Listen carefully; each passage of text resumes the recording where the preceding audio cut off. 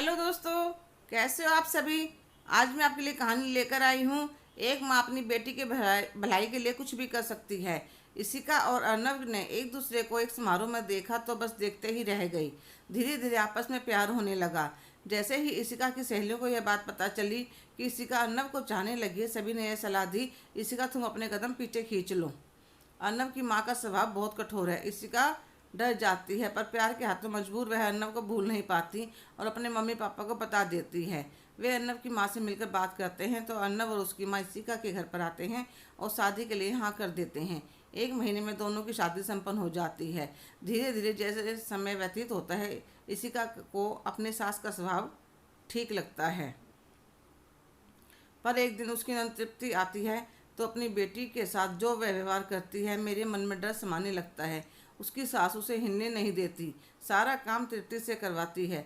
इसी का सोचती है कैसी माँ है, मायके में तो कोई अपनी बेटी को एक तिनका भी नहीं उठाने देता और यह सारे काम का बोझ उस पर डाले जा रही है।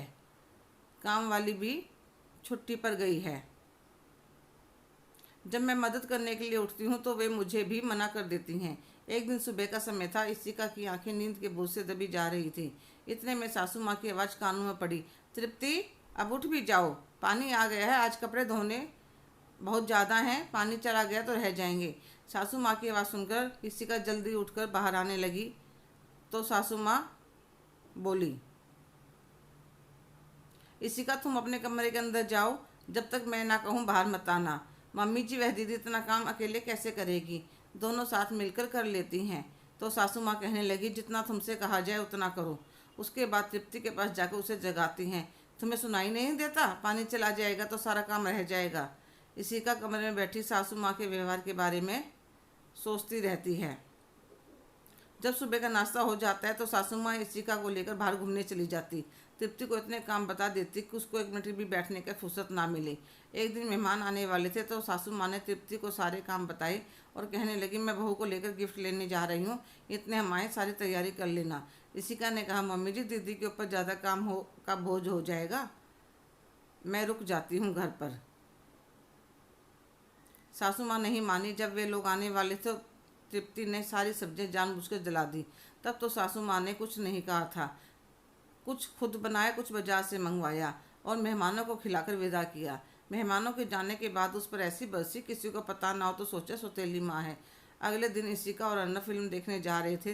तृप्ति का भी बहुत मन था पर सासू माँ उसे खाना बनाने की कहकर पड़ोस में चली गई। जब दोनों फिल्म देखने जा रहे थे तो इशिका को रास्ते में काम वाली मिली तो कहने लगी, आंटी जी आप गांव से आए अपने बेटे की शादी करके आ गए तो घर क्यों नहीं आए। तो वह हंसने लगे, अरे बहुरानी मेरा बेटा तो 10 साल का है, मुझे तो माँ जी ने कहा था जब तक मैं ना बुलाऊं आना मत। मैं हैरानी से अर्नब की तरफ देखने लगी और मेरे मन में एक डर समा गया, जो अपनी बेटी के साथ ऐसा व्यवहार कर सकती है वह बहू को क्या छोड़ेगी। दीदी के ससुराल में जाते ही घर के सारे काम का बोझ मुझ पर डाल देगी। सब रिश्तेदार सही कहते थे, जब अर्नब की माँ से पाला पड़ेगा तब पता चलेगा। तो वह अर्नब से कहने लगी, मेरी तबीयत ठीक नहीं है, वापस चलो। जैसे ही घर के पास पहुँचे अर्नब को उसका एक दोस्त मिल गया। इशिका घर में अकेली चली गई। गेट खुला था तो वह ड्राइंग रूम में गई तो देखा नंद रानी अपने पतिदेव से बात करने लग रही थी।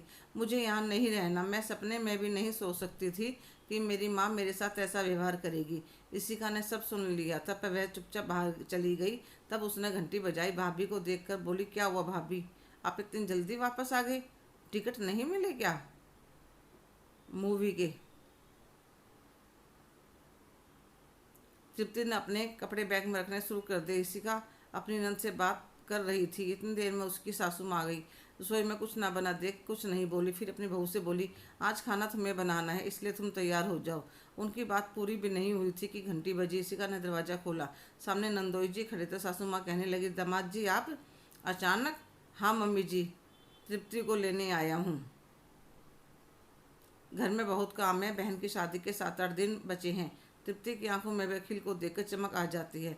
फिर सास बहू मिलकर खाना बनाती है और उन दोनों को खिलाकर विदा करती हैं। सासू माँ जाते हुए नंद रानी के सिर पर हाथ भी नहीं रखा। उनके जाने के बाद हम दोनों सास बहू ड्राइंग रूम में बैठी थी। सासू माँ ने मेरी तरफ देखा, फिर जो जो से रोने लगी। इतने में अर्नब भी आ जाता है। क्या हुआ मम्मी, इतना तो आप दीदी की विदाई पर भी नहीं रोई थी। इसी का पानी का गिलास लेकर आई। 2 घूंट पानी पीने के बाद कहने लगी, बहू यह तुम्हारी नंद मुझे अनर से भी ज़्यादा प्यारी है। ज़्यादा लाड़ प्याने से थोड़ा जिद्दी बना दिया है। ससुराल में किसी को कुछ नहीं समझती। इसकी नंद की शादी, फिर भी लड़ाई करके यहाँ आकर बैठ गई। वह तो मेरा दामाद बहुत भला है, ना तो कोई ऐसी लड़की को एक दिन भी अपने घर में ना रखे। मैंने उसे सही रास्ता दिखाने के लिए काम वाले की छुट्टी कर दी। घर के सारे काम का बोझ उस पर डाल दिया। उसे खूब सुनाती, अंदर अंदर बहुत रोती थी। मैं पर क्या करूं, बेटी का घर भी बसाना था। उसका हर दूसरे दिन का काम हो जाता लड़कर आने का। अब वह जब भी आएगी बेटी की तरह अपने मायके में आएगी, मान सम्मान के साथ। मेरी नज़रों में सासू माँ का सम्मान बहुत ज़्यादा बढ़ गया था। नहीं तो आजकल की माँ कह देती हैं, तुम्हें किसी से दबने की जरूरत नहीं है, हम देख लेंगे। हेलो दोस्तों, कैसे हो आप सभी। तृप्ति की मम्मी ने जो उसके साथ किया वह सही था? कमेंट करके ज़रूर बताइएगा। अगर आप मेरे चैनल पर नए हैं तो लाइक, शेयर, सब्सक्राइब करना ना भूलें। धन्यवाद।